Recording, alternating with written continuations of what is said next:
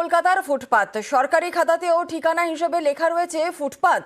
এরকম শুনেছেন কখনো? দেখুন নিউজ 18 বাংলা স্পেশাল।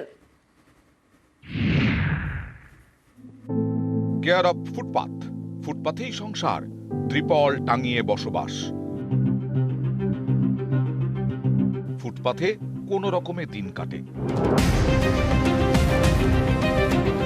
এভাবেই বউবাজারে যোগাযোগ ভবন চত্বরের ফুটপাথে সংসার পেতে জীবন কাটে 25 থেকে 30টি পরিবারে।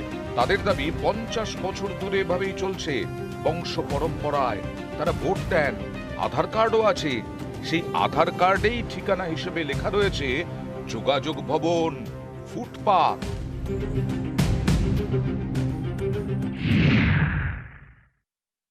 হ্যাঁ, ছোট দিকে আছি। আপনাদের ভোটার কার্ড, আধার কার্ড সব আছে? সব আছে, আধার কার্ড আছে, ভোটার কার্ড সব আছে।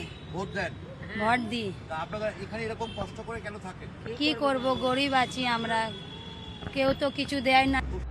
যোগাযোগ ভবন, ডাক বিভাগের অফিস, রোজ কয়েক হাজার লোকের যাতায়াত, সেখানেই ফুটপাথে সংসার। আমরা ইতিমধ্যেই অনেকগুলো জায়গাতে ফুটপাথকে যাতে 1/3 1/3 হকারে বসে এবং বাকিটা পথচারীর জন্য থাকে সে ব্যবস্থা আমরা ইতিমধ্যেই অনেকগুলো জায়গায় করতে পেরেছি। নিশ্চয়ই যোগাযোগ ভবনও আমাদের তালিকায় আছে। আমরা যত শীঘ্র সম্ভব এর ব্যবস্থা আমরা গ্রহণ করব। এই ফুটপাথবাসীদের ঠিকানা এই কেন্দ্রীয় সরকারি দপ্তর যোগাযোগ ভবন, এটাই সব বাস্তব। কিভাবে হলো সেই আধার কার্ড, সেই প্রশ্ন অধরাই।